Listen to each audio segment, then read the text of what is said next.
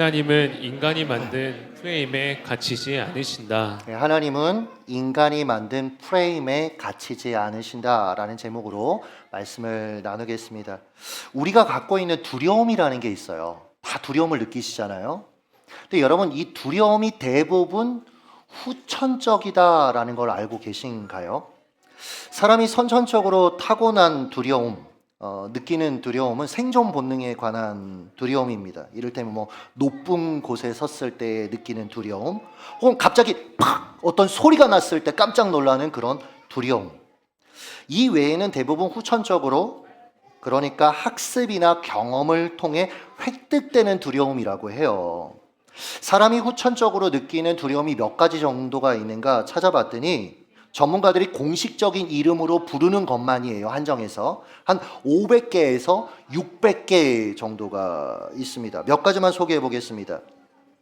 포그노피아, 수염에 대한 두려움이 있다고 얘기하고요. 옥토포비아, 숫자 8에 대한 어떤 비이성적인 두려움을 갖는 공포증도 있답니다. 심지어 공포증을 두려워하는 공포증도 있다라고 해요. 그런데 보세요. 두려움이 후천적이라는 말은 잘 생각해 보면 우리가 극복할 수 있다라는 얘기입니다. 오히려 즐기는 경지에 이를 수도 있는 말이에요. 자, 아이들을 생각해 보세요. 아빠한테 높이 던져달라고 합니다. 그쵸?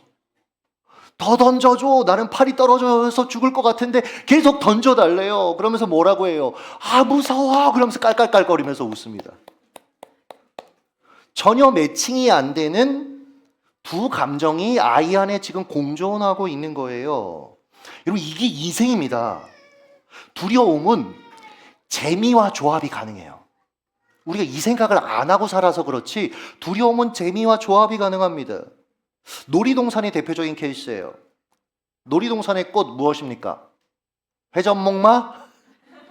어렸을 때 좋아하긴 하죠. 근데 롤러코스터를 타러 가죠. 근데 가만 생각해 보세요. 돈을 내면서 거기 탄 사람들이 무섭다고 막 지명을 질러요. 비명을 질러요. 그러면서 이걸 타는 거예요. 두려우면 회피해야 되는데 재미있다고 또 1시간 줄을 서서 또 타요. 정상입니까? 그런데 우리 중에 누구도 비정상적이야 라고 얘기하지 않습니다. 느끼지도 않습니다. 이유가 무엇입니까? 안전망 안에서 즐기는 위험의 맛이 최고인 거예요. 짜릿한 거예요. 이 관점으로 여러분의 지나온 인생을 돌아보십시오.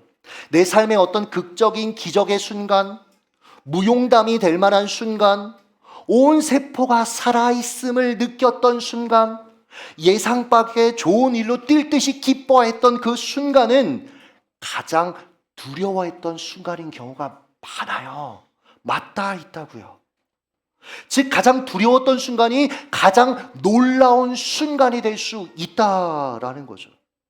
저도 그래요. 두려운 일을 만나면 제 아내한테 가끔 하는 얘기인데, 여보, 기대가 돼. 막 세포가 살아나는 것 같고 아드레날린이 막 분비되는 것 같고 피부도 막 탱탱해지는 것 같고 생각도 명료해지고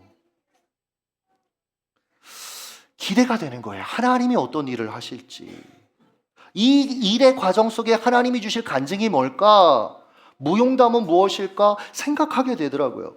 지난 금요일입니다. 아침에 이제 저 요즘 꿈땅에서 러닝을 해요. 이 좋은 가을을 좀 그래도 느껴야 되겠다 해서 헬스장 가기 전에 뛰는데, 막 뛰고 나서 마지막에 꿈땅에서 기도를 항상 합니다.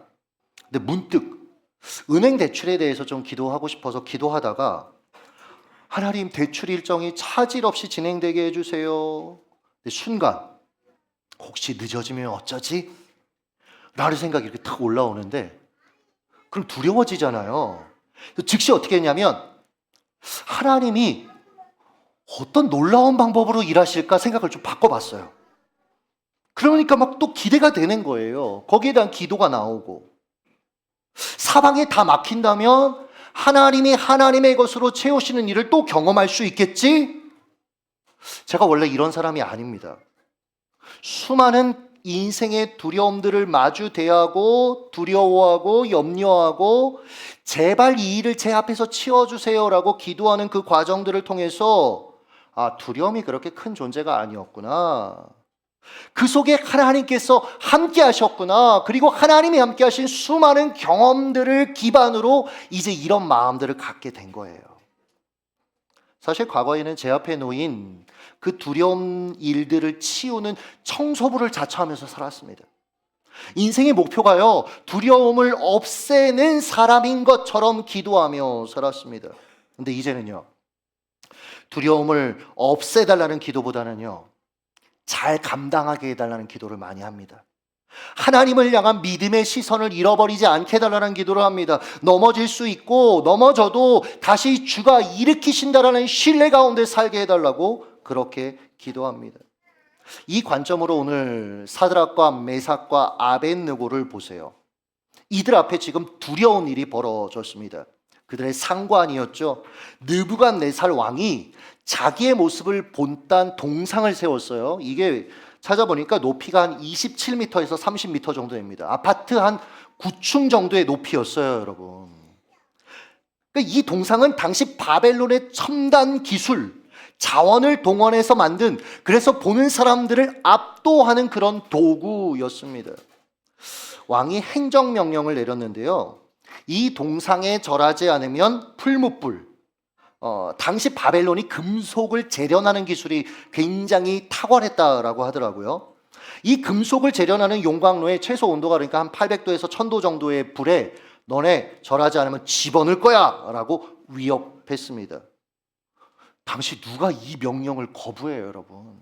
절 안 하면 풀무불에 들어가 타 죽어야 되는데.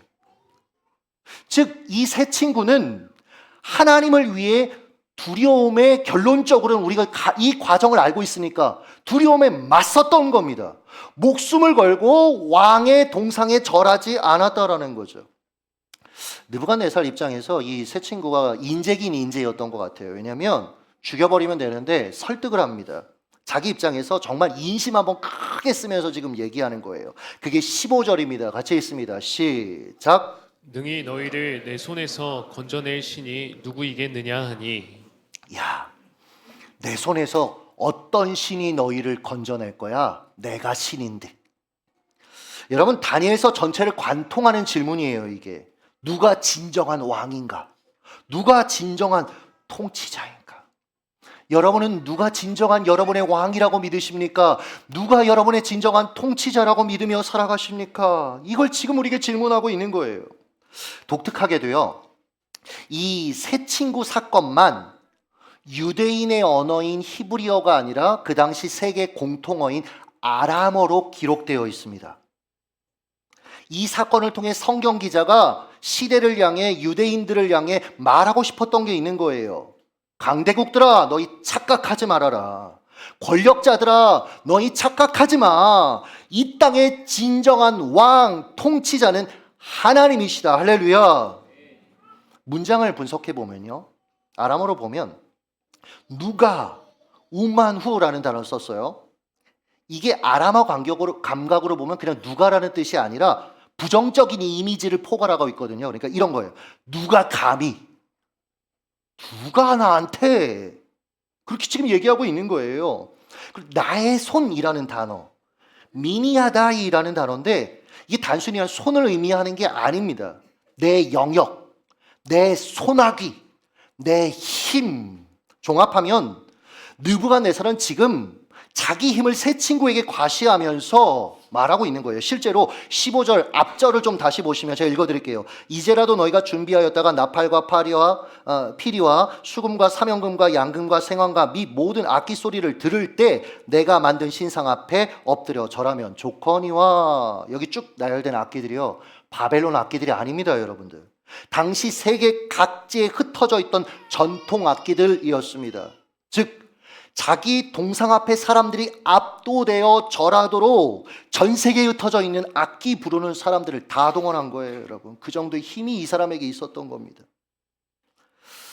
즉, 왕이 자기 힘을 한껏 과시하며 세 친구한테 말한 거예요. 내 힘과 권력이 니들이 믿는 하나님보다 훨씬 위대해. 니들 신이 내가 만든 이 풀무불, 나의 힘의 정점을 막을 수 있을 것 같아? 감히 나를 대적해서 너희를 건져낼 수 있을 것 같아? 저는 개인적으로 이 대목이 굉장히 주목이 되더라고요. 느부갓네살이 지금 프레임을 씌우고 있는 겁니다, 여러분. 진짜 신은 내가 만든 풀무에서 너희를 건질 수 있는 자여야 해. 자기가 하나님 정의를 하고 있는 거예요. 하나님이라면, 진짜 하나님이라면 이 풀무에서 건져내야지. 근데 여러분, 새 친구의 반응은 무엇입니까? 16절, 이 일에 대하여 왕에게 대답할 필요가 없나이다. 절대로 왕에게 절하지 않을 것입니다.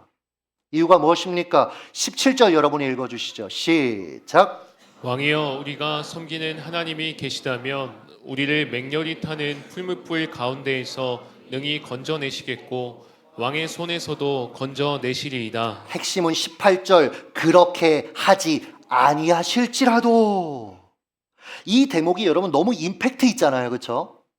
그래서 우리가 새 친구가 진짜 이 구절에서 하고 싶은 말을 알아채지 못하는 경우가 너무 많아요. 마치 약간 이걸 하박국서에 나오는 그리 아니하실지라도 감사해요, 이런 식으로 우리가 해석을 한단 말이에요. 근데 여러분, 이들은 전혀 다른 말을 한 겁니다. 제가 의역해 볼게요. 왕이 생각하기에 왕이 만든 풀무불에서 우리를 건져내는 것이 왕의 기준에 부합하는 신이군요. 그게 당신이 갖고 있는 프레임이군요. 그러나 왕이요, 하나님이 그렇게 왕의 프레임대로 행동하지 않으신다고 해서 그분이 우리의 하나님이 아닌 것은 아닙니다. 저는 이 대목을 그래서 계속 읽었어요. 너무 전율이 우리가 이 시대를 향해서 선포해야 될 말 아닙니까, 여러분? 이 시대의 생각을 가지고 하나님도 우리의 신앙도 프레임 씌워서 거기서 꼼짝 못하는 것이 아니라, 여러분, 이 시대가 프레임 싸움입니다. 프레임 싸움이에요. 자, 요즘 미국 그 청문회, 뭐 주 청문회든 이런 이제 영상들을 좀 보고 있는데, 이제 하도 미국 사람들이 당하다 보니까 이런 것들에 대해서 이렇게 얘기하더라고요. 그러니까 그걸 이제 발의하고 그것에 대해서 주장하는 사람에게 이렇게 얘기하더라고요. 한 사람이, 당신 그러면 당신 자녀들이 지금 성전환 수술하겠다면 당신 허락할 겁니까? 근데 참 이 사람이 정직한 건지 뭔지 모르겠는데 대답을 잠깐 못 하더라고요.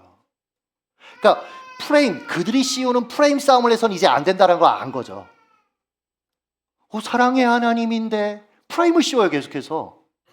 하나님은 공의의 하나님이십니다, 여러분. 우리 멋대로 우리가 가진 프레임으로 하나님에 대해서 얘기할 때 여러분, 그거하고 똑같이 프레임 싸움하면 안 돼요. 이제는 지혜로워야 합니다. 이 관점으로 여러분, 하나님이 하신 행동을 좀 보세요. 하나님은 느부갓네살이 씌운 프레임대로 움직이지 않으셨습니다. 그들을 풀무에서 건져내지 않으셨어요. 어떻게 하셨죠? 새 친구와 함께 풀무 안에 거하셨습니다. 그들의 머리칼 한 올이라도 타지 않도록 보호하면서 그렇게 하셨습니다. 저는 이걸 이렇게 해석해요. 야, 느부갓네살, 나는 네가 씌운 프레임의 신이 아니야. 나는 스스로 있는 자 하나님이야. 할렐루야. 여러분, 이게 느부갓네살이 그 당시에 느꼈을 충격에 대해서 여러분, 우리가 좀 생각해 봐야 돼요. 얼마나 놀랐을까요? 자기 수준에서는 상상도 할 수 없는 일이 일어난 겁니다. 우리 성경을 통해 알고 있는 사건이니까 그냥 끄덕끄덕이지, 여러분, 그의 입장에서는 듣도 보도 못한 일이 지금 일어난 겁니다. 제가 상상을 해봤어요. 아마 이 사건이 현재 대한민국에서 일어났으면 하나님이 그 풀무불에서 계란을 구우시지 않았을까? 맥반석 계란, 식혜를 드시지 않았을까? 여러분, 그런 겁니다. 이게 얼마나 놀라운 일인 거예요. 하나님이 느부갓네살에게 한 방을 정말 크게 먹이신 겁니다. 느부갓네살아, 네가 말하는 힘, 권력의 정점인 풀무불, 나한테는 아무것도 아니야. 순간 느부갓네살이 전율을 느낀 것 같아요. 성경을 쭉 읽어보시면요, 자기 생각과 힘을 뛰어넘는 하나님을 맛보게 된 거예요. 왜냐하면 살면서 단 한 번도 고개 숙여본 적 없는 사람이에요. 이 사람은 자기 뜻대로 다 했던 사람이에요. 근데 그 위가 있다는 걸 처음으로 경험한 거예요. 그래서요, 자기가 내뱉었던 말을 스스로 어기고 새 친구를 풀무불에서 좀 나와줄래? 부탁을 합니다. 그리고 자기가 할 수 있는 최고의 방식으로 하나님을 찬양했어요. 놀라우신 하나님, 멋진 하나님. 그런데요, 이 하나님이 나의 하나님이에요, 여러분. 여러분의 하나님이십니다. 그렇다면 우리의 기도가 이제는 좀 바뀌어야 되지 않을까요? 하나님을 향해 프레임 씌우는 시도를 이제 그만둬야 하지 않을까요? 문제가 줄어들기만 바라는 기도, 두려운 문제를 내 앞에서 사라지게 해달라는 기도를 이제는 멈추고 하나님을 향한 믿음의 시선을 잃지 않게 해주세요. 하나님을 신뢰하며 용기 내어 감당하게 해주세요. 기도해야 되지 않을까요? 내가 원하는 대로 상황을 바꿔주는 것이 하나님의 역할이라는 프레임을 내려놓아야 하지 않을까요? 문득 다윗이 생각이 났습니다.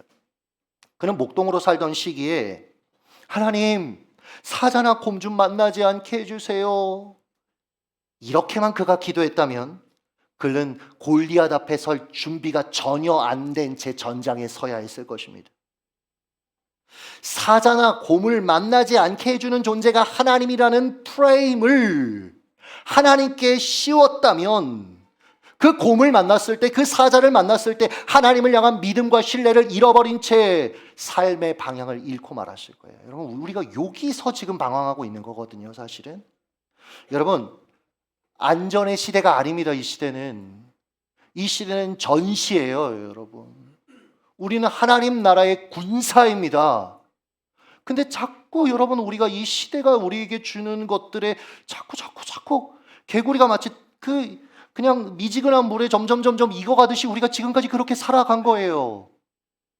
잘 우리의 삶을 다시금 돌아봐야 된다라는 것입니다. 이 시선으로 우리가 지난날에 했던 기도를 좀 점검해 볼 필요가 있습니다. C.S. 루이스가 그의 책이죠, 개인 기도라는 책을 썼는데 이렇게 말했어요.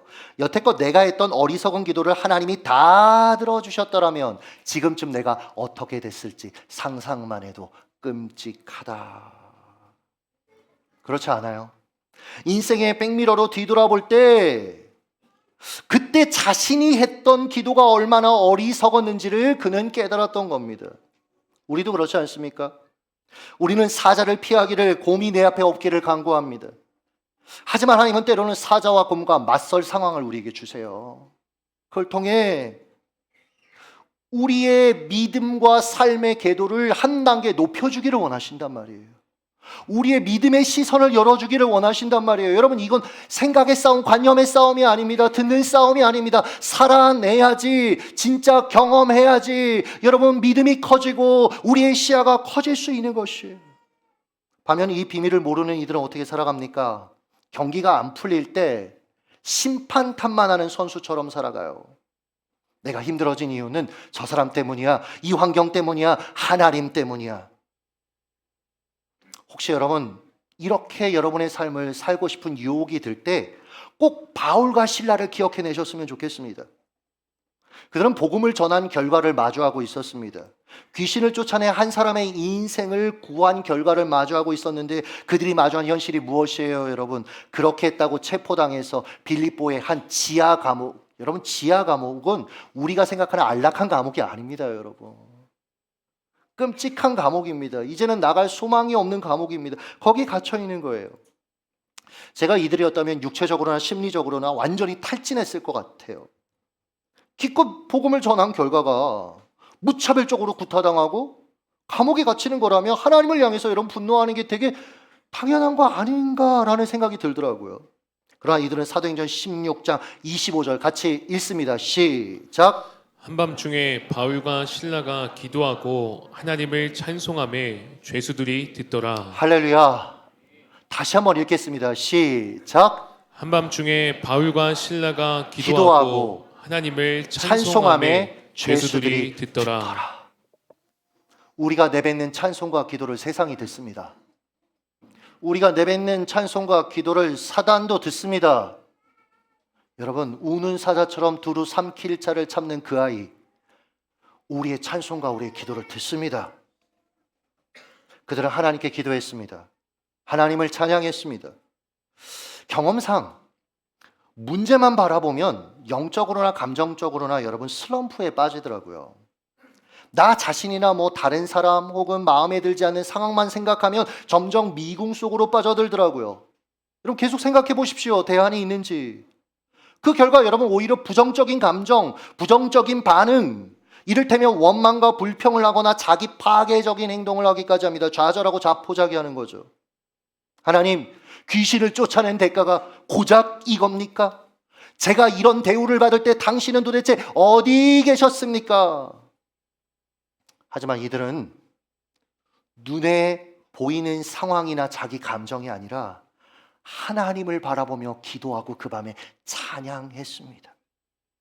사랑하는 여러분, 이 선택이야말로 우리 인생에서 가장 힘들지만 가장 중요한 선택임을 기억하셨으면 좋겠어요.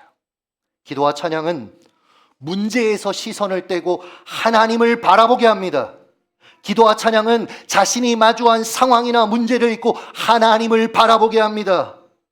이렇게 하는 게 쉽다라는 걸 좀 말씀드리는 게 아니에요. 그러나 무엇이 나를 살릴 수 있는지가 여러분 분명하다면 우리는 우리의 태도를 불평과 불만이 아니라 찬양과 기도로 바꿔야 된다라는 거예요. 죽음의 수용소, 한 번쯤 들어봤거나 읽어본 책이실 거예요. 이 책을 쓴 빅터 프랭클린 박사가 제가 지금까지 했던 얘기에 대한 통찰의 고백을 했더라고요.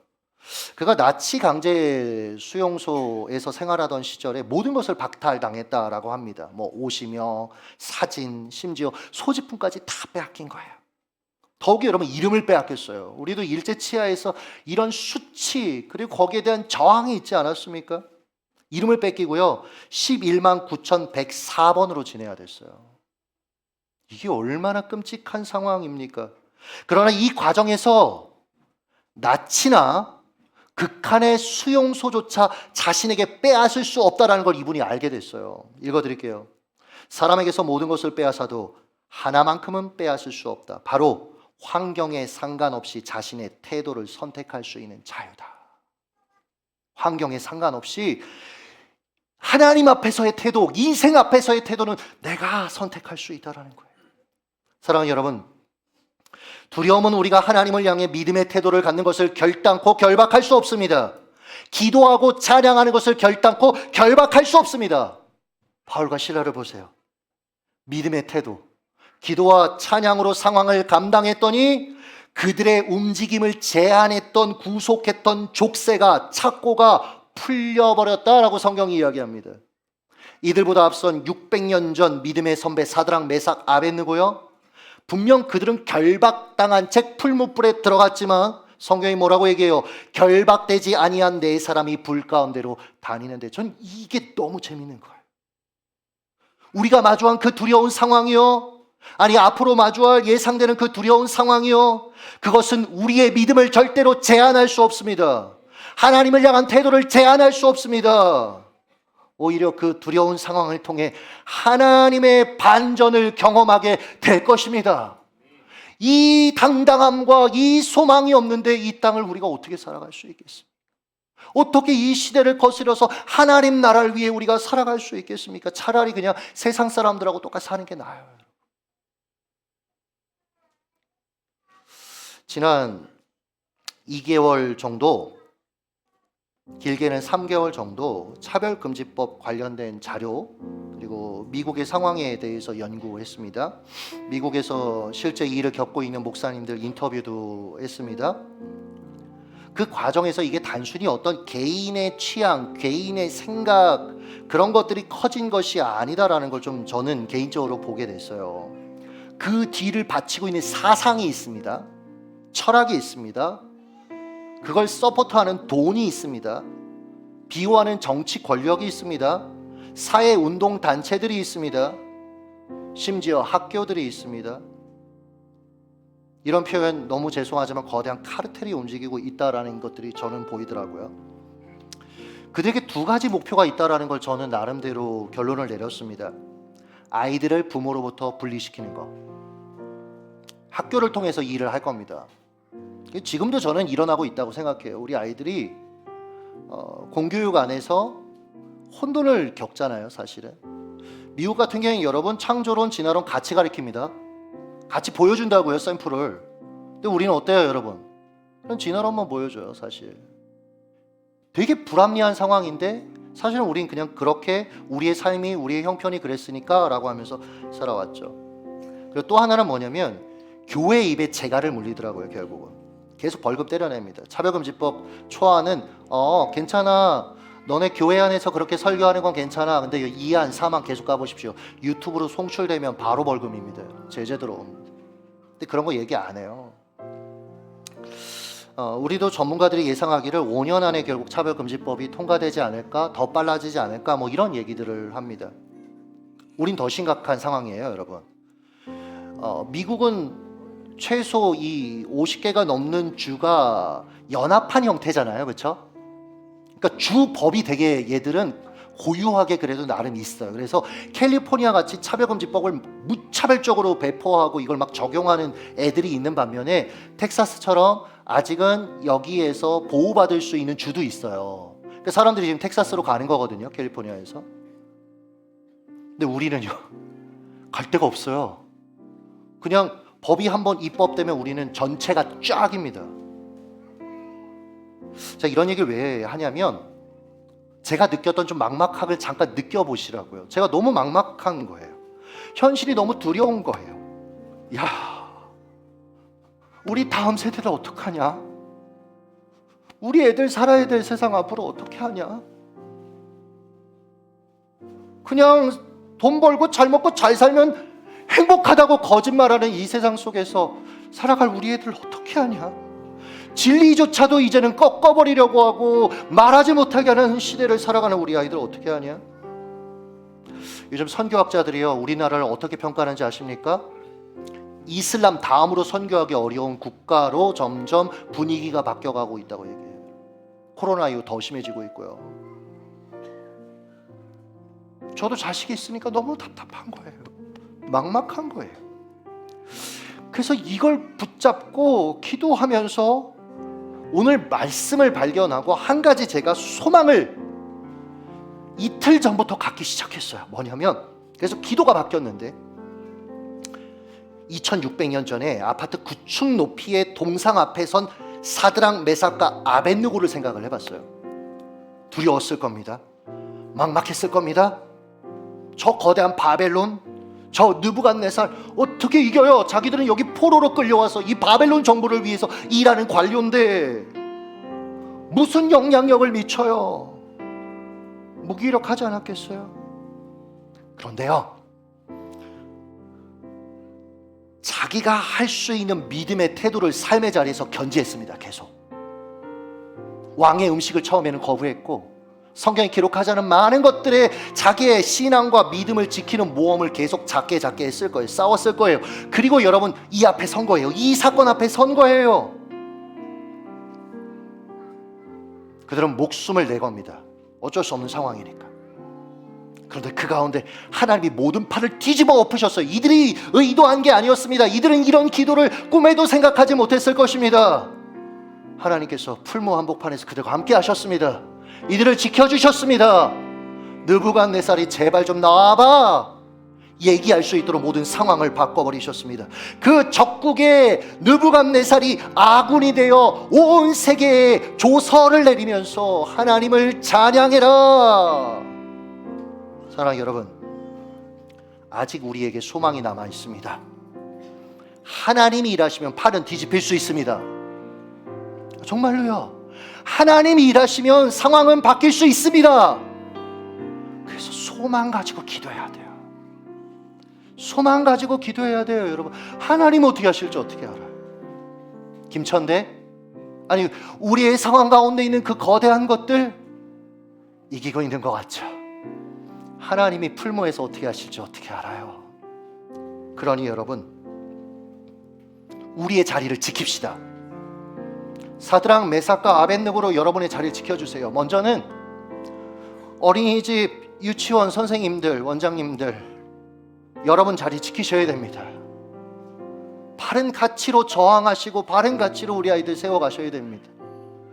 초중고 선생님들, 여러분 정말 중요한 자리에 있습니다. 한 사례를 보니까 남자애가 여자애들 탈의실에 그냥 들어가는 거예요.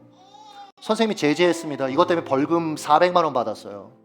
왜? 얘는 성 정체성이 여자야. 그래서 들어가는 건데 왜 그래? 다시 한번 또 막았습니다. 1,000만 원 맞고 그 학교 폐교됐어요. 그런 일들도 있더라고요. 선생님의 자리가 얼마나 중요한지 모릅니다. 여러분 그 자리를 고수하셔야 돼요.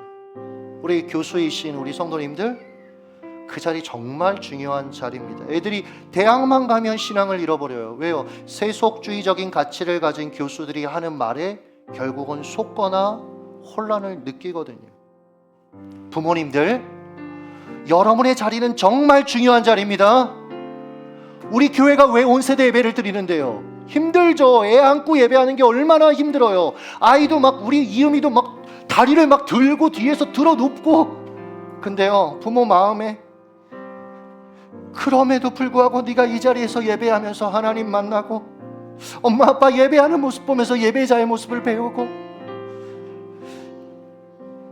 그냥 즐거움을 주는 것이 아니라 하나님의 진리를 같이 듣고 언젠가 그것이 너한테 믿음으로 받아들여질 그날, 저도 빨리 좀 독립시켰으면 좋겠어요, 솔직히. 물론 저희 안에 그럴 거예요. 너는 앞에 있지 않느냐, 나는 뒤에서 보고 있다. 맞습니다. 할 말이 없습니다. 그래서 우리가 지금 몸부림치는 거거든요. 우리 애들 믿음의 가치로 이 땅에서 세워가려고. 그래서 우리 청소년들하고도 우리가 지금 이러고 있는 거예요, 사실은. 목사님이 너희들 막 게임할 때 가서 예쁘다 해주는 이유도 왜냐면은 이렇게 뭐라고 하면 이것 때문에 난 이제 신앙에서 멀어질까 봐 어떻게든지 예쁘다고 하는 거예요. 그 예뻐요. 이쪽 보고 예뻐요. 이쪽 보고 얘기했어야지. 괜찮아요. 중요한 건 여러분이 믿음으로 서는 거. 아이들이 믿음으로 서는 그날까지 부모님들 그 자리 지켜주세요. 몸부림쳐 주세요. 설교를 마무리하며 이런 기도가 나오더라고요. 하나님, 우리를 불쌍히 여겨 주소서. 수년 내에 부흥케 하옵소서. 기도하겠습니다.